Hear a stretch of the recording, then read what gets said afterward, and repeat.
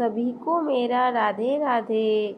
किसी गांव में एक कारीगर रहता था जिसका एक लड़का था।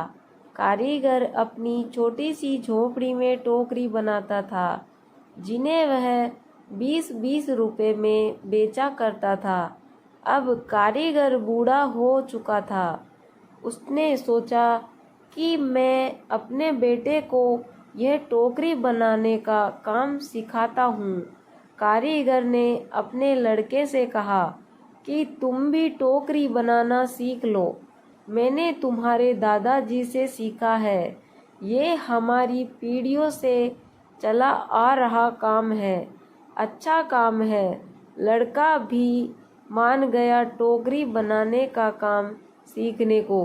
पिताजी ने लड़के को टोकरी बनानी सिखाई और उसे बाजार में बेचकर आने को कहा।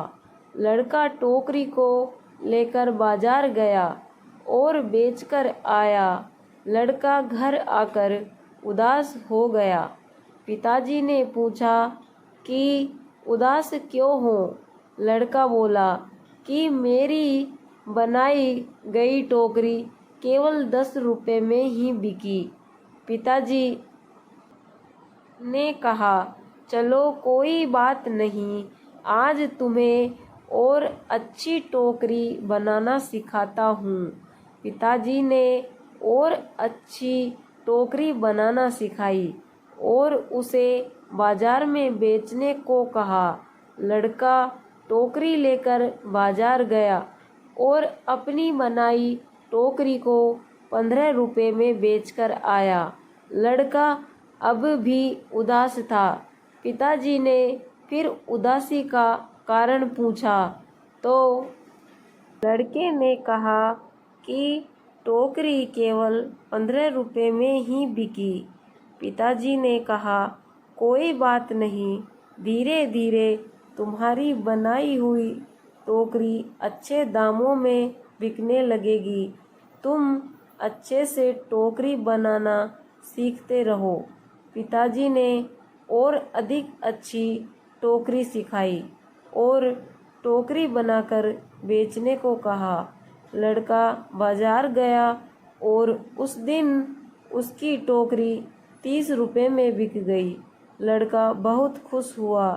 पिताजी ने पूछा कि आज कितने रुपए की टोकरी बेची? लड़के ने कहा, आज मेरी बनाई टोकरी 30 रुपए की बिकी है। पिताजी ने यह सब सुनकर लड़के से कहा, बहुत अच्छा है, चलो आज तुम्हें ऐसी टोकरी बनाना सिखाऊंगा जो 40 रुपए में बिक सके। लड़के ने कहा, बस पिताजी, आप खुद 20 रुपए की टोकरी बेचते आए हो, आप मुझे 40 रुपए की टोकरी बनाना कैसे सिखाओगे? आप रहने दो, आप ज़्यादा रुपए की टोकरी तो मैं बनाना जानता हूँ।